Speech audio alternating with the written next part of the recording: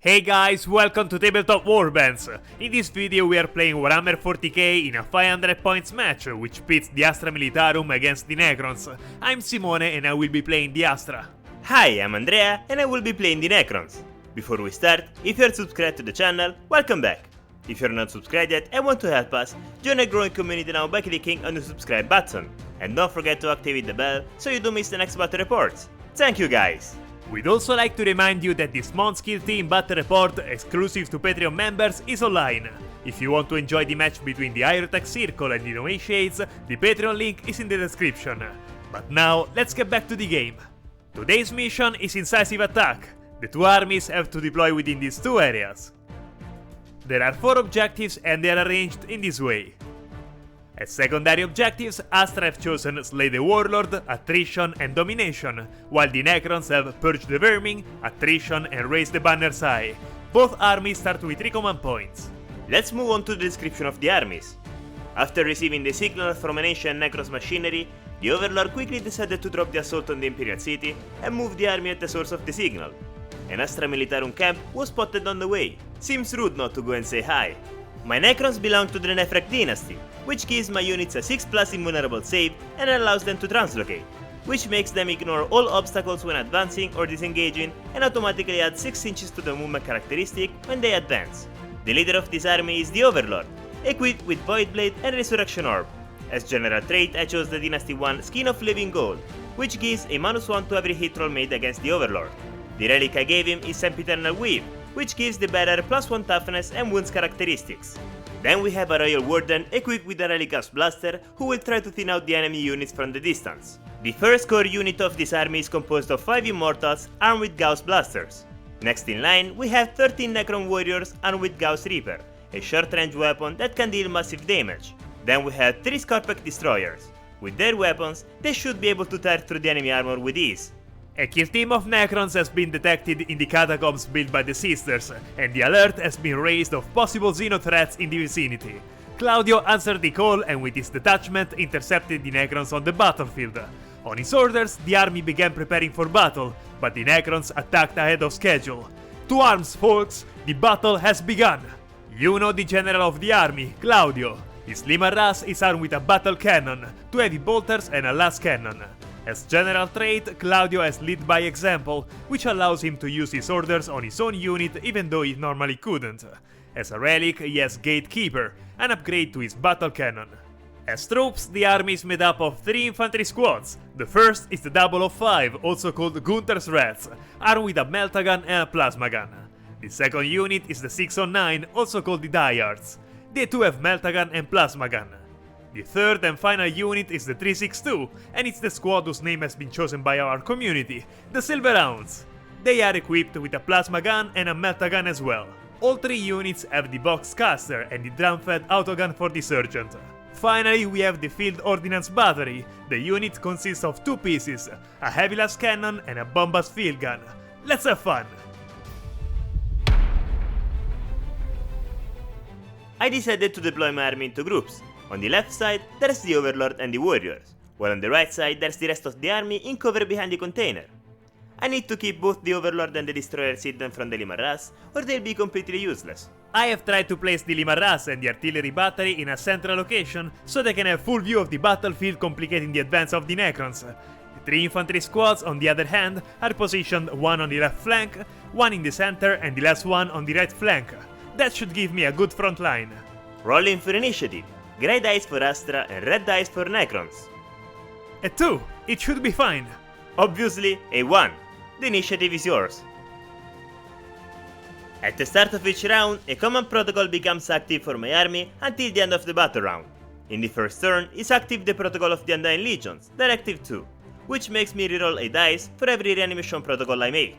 In addition, there's a command protocol that is always active. For this game, I chose the protocol of the Sudden Storm, both directives thanks to the dynasty chosen. It gives my army the possibility to perform actions and shoot, and it adds 1 inch of movement to every unit.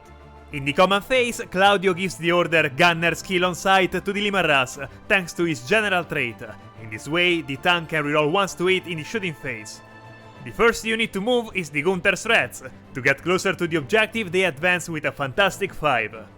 They are in a great position within range of the marker. Go Gunther, show them how to do it. The Silver Hounds have no objective to reach, so they normally move forward, putting themselves in an exposed but necessary position. The Diehards also advance towards the objective and roll a 6. The Astra today are in top form and eager to fight. This squad also reaches the marker and takes cover behind the rocks. Since there's no one left to move, we go on to the shooting phase, and the first to open fire are the Silver Hounds, who spot the enemy warriors and fire a volley of lasers at them. We start with the Sergeant along with the 5 Cadians with the last guns, 7 shots at 4+. 2 critical hits that wound automatically. Also being Cadians, the 6 makes an additional hit, so they are 3 to wound at 5. Ah, okay, never mind. Only 2 automatic wounds. The warriors have 4+ save, so rolling 2 dice at 4+. Just 1 save. Plasma gun again on the warriors, 1 shot at 4+. Luckily I didn't overcharge it. The Necrons have the ability Reanimation Protocols. If a model is destroyed as a result of shoot or fight, I can roll a dice. On a 5+, that model is reanimated. Rolling a dice at 5+, 2. I can reroll it thanks to the protocol active. Nope, he's definitely dead. You can rest now. The Field Ordnance Battery receives the coordinates and opens fire on the warriors, starting with the Bombas Field Gun, which can target a unit that is not visible. Being a blast weapon instead of the 6 shots, in this case it can fire 6 shots directly since the warriors are more than 11, hitting on 4+. A 6 that wounds automatically plus 3 more hits to wound at 3+, thanks to the strength 7. 2 wounds, plus 1 automatic, 3 wounds total. Minus 2 penetration, so I save with 6 this time. Nope, not even 1. Now the Avilas Cannon, who has the warriors unit in sight and makes 2 shots at 4+. 1 hit, okay. With strength 10, it needs a 2. Hitting on 2, it managed to roll a 1. Nice. Rolling 3 dice at 5+ for the Reanimation Protocols. Rerolling 1. Nope. Just 1 comes back to life, meaning that these 2 are removed from the battlefield. It's time for Claudio and his Lima Ras. Let's take out the unit of warriors once and for all. Claudio's tank has the Gatekeeper Relic as its cannon. It has a characteristic of D3 plus 6 shots, and being a blast weapon, it can do 3 plus 6 directly in this case, for a total of 9 shots at 3+.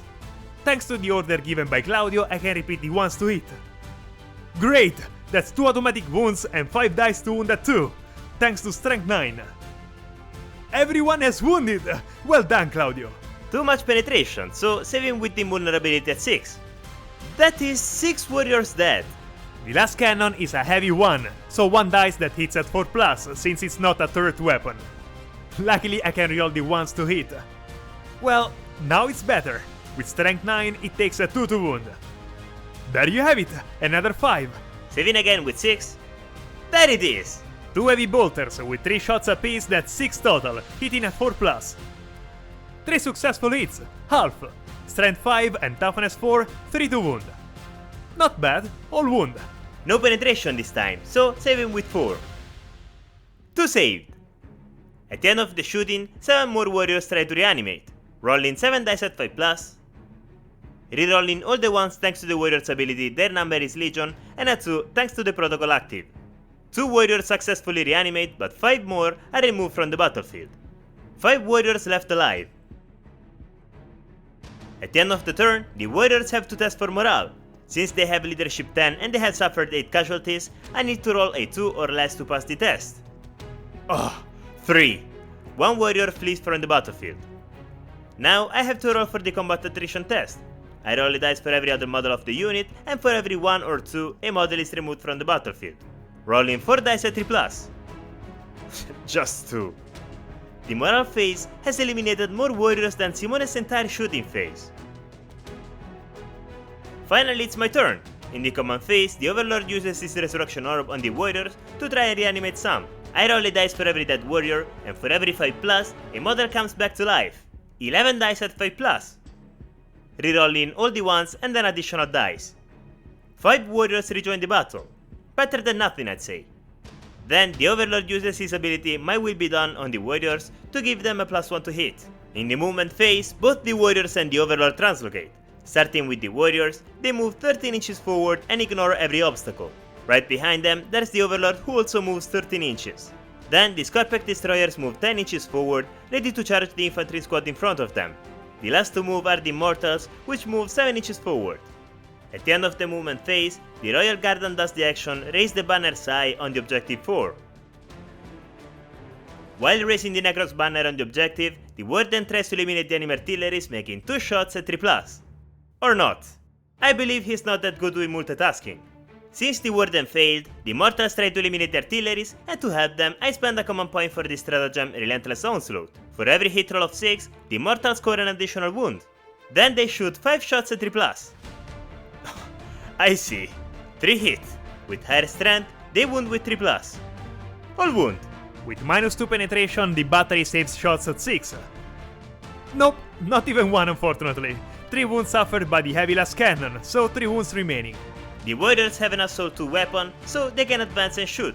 They aim their Gauss Reaper at the infantry squad in front of them and shoot.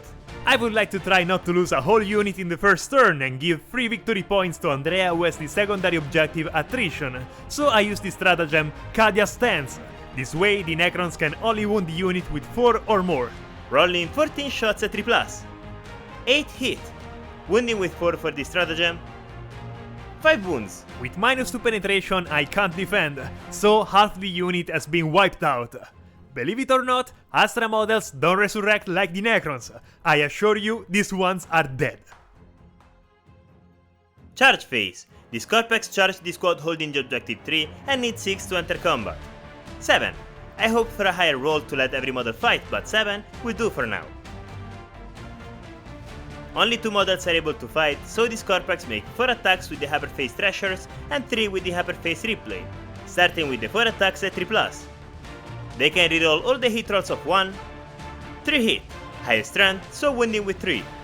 Just 1. That's embarrassing. With -3 penetration, Simone can't save, so let's roll directly the other 3 attacks at 3+. Rerolling the 1, all hit. With strength 7 and toughness 3, I wound with 2. All wounded. The Cadians are dropping like flies. Not exactly good news. 2 of my infantry squads have been decimated. It's time for the Cadians to prove their worth. It's 7 attacks at 4+ against the Scorpex. Did I say worth? Let's say they are trying. A dice at 5+ to wound. Wounded! This was definitely a sergeant. Saving with 3+. 6. I guess punching my destroyers is not a good fighting strategy. Moral phase. This will be problematic. 2 of my infantry squads need to take the test. Let's start with the Diehards. Being 4 dead, they need 3 or less to pass the test. Exactly 3! They are very brave. And now Gunther's Rats. Their name doesn't bode well. 2 or less to pass it. That's exactly what I thought. Combat attrition test. I need to do 3 or more for each of the survivors. Wow! Gunther must have got them straight. Okay, I'm a bit undecided about the result of this first round. My entire shooting phase went on the warriors and I couldn't even take out the unit despite pretty much everyone firing on them. The Necrons are closing in and if they can get to my rear guard, I could lose the game. I need to make the most of my next shooting phase or I'll be in trouble. I have to admit that after Simone's turn, I was a little bit worried. But luckily, the Overlord managed to resurrect 5 warriors. The destroyers did fight poorly, but it's okay. As long as they survive the next shooting phase, they should be perfectly fine. And if the Guardian decides to use his eyes to aim, in the next turn I might be able to eliminate a lot of Simone's units. In the second round, Claudio again gives the order Gunners kill on sight to the Limarras, so he can repeat once to hit. The Diehards decide to get out of the way, behind the rocks but away from melee, in order to stay next to the objective and control it. The Silver Hounds move forward to take up positions in the center of the battlefield. The ruins of that temple are attracting their attention for some strange reason. The Gunther's Rats, on the other hand, position themselves better around the objective and prepare to face the worst moment of their short life. The Field Ordnance Battery prepares to do the second round of fire. The Bombas field gun continues to fire at the warriors, but starting with the 2 last guns of the artillery operators. 2 shots at 4+.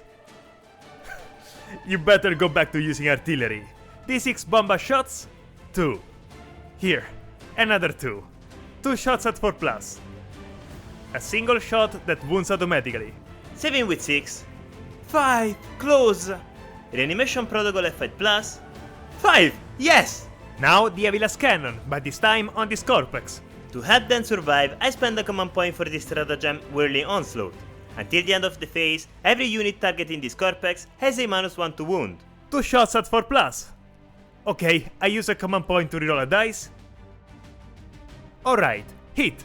With strength 10 and toughness 5, I would wound at 2, but because of Andrea's stratagem, I wound at 3+. 1 wound. Saving with 6. There he is! Now the last cannon gunners again on the Scorpex, 2 shots at 4+. Wow, 2 snipers! They both wound automatically. Saving with 3+ this time. Easy. The Gunther's rats try to thin out a bit the warriors in front of them. We start with the soldier with the last gun, 2 shots at 4+. Ah, well, really nice shot. The sergeant fires the drum-fed autogun at close range, so 4 shots at 4+. At least you're here! 1 automatic wound and 3 shots to wound at 5. Amazing! 3 wounds total! Saving with 4+. Only 2 saved. 2 shots from the short-range plasma gun at 4+. 1 automatic wound and 1 dice to wound at 3. Wounded! Invulnerable save at 6. Not even close. The Meltagun can finally fire as well, 1 shot at 4+. Oh yeah, automatically wounded! Again, invulnerable save at 6. Nope. Reanimation protocols, 4 dice at 5+. Not even 1. And 4 more warriors collapse to the ground.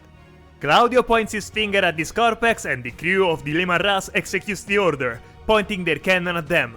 The 3+6 shots. 2 for a total of 8 shots at 3+. All hit, including 2 automatic wounds. Claudio is saving my game. 6 shots to wound at 3+. 4 wounds, plus 2 from before are 6 total. Invulnerable save at 6, 6 dice to roll. Not a single save. With 3 wounds each dice, that's a pulverized Scorpec unit. That shot was incredible. Unfortunately, I had declared the last cannon against the Scorpex, so those shots are lost. It doesn't matter, we have the 2 heavy bolters against the warriors, 6 shots at 4+. An automatic wound and a dice to roll at 3 to wound. Wounded. Saving with 5+. Just 1 save. Reanimation protocol at 5+. Nope. 2 warriors left. The last guns and the surgeon's drum-fed autogun fire on the warriors, while the plasma gun and the meltagun will fire on the overlord if the warriors are eliminated. Let's start with the sergeant, 4 shots at 4+. Double 6, 2 automatic wounds. Saving with 4. Just 1. And now 14 shots of the last guns at 4+.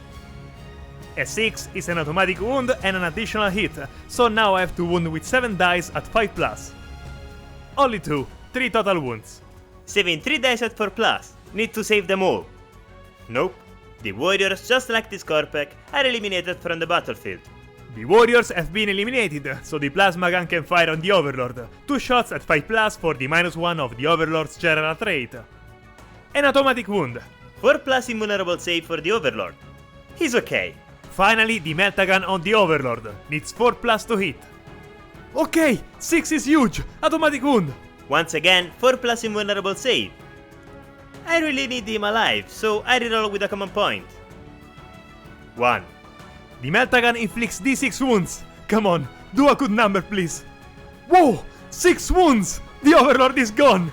Of course you roll a 6. I spend a command point for the stratagem Resurrection Protocols. I roll a dice, and on a 4+, the overlord comes back to life. 1. He wants to go back to sleep, I guess. With only the immortals and the warden left alive, we can say that the win goes to the Astra. What an ending! I didn't think I would be able to close out the game in my second turn. That 6 on the meltagun's wounds put the final nail in the coffin. If I hadn't killed the Scorpex and the Overlord on Andrea's next turn, I would probably have been blown to pieces. Once again, the Astra proves to be a difficult opponent to deal with over long distances. If the enemy army is unable to travel quickly through no man's land, the Astra have the upper end. A great victory for Claudio. The bad luck I had with the dice in this game left me speechless. I really don't know what I could have done differently to change the outcome of the game other than roll better dice, but I don't think I have control over that. I should probably change the Necron's army list. Let me know in the comments what's your favorite list for the Necrons. Before finishing, we would like to take a moment to thank our members who have decided to support us on Patreon. And if you guys want to support the channel and enjoy an additional and exclusive battle report per month, or see your models showcased in our videos, the Patreon link is in the description. We are waiting for you on Discord. And if you have come this far, write the word Meltaboom in the comments to let us know. You are the best! And if you are not yet subscribed, subscribe to the channel. If you liked the video, leave a like and write us in the comments. We are always curious to know what you think. That's it, guys! See you next video!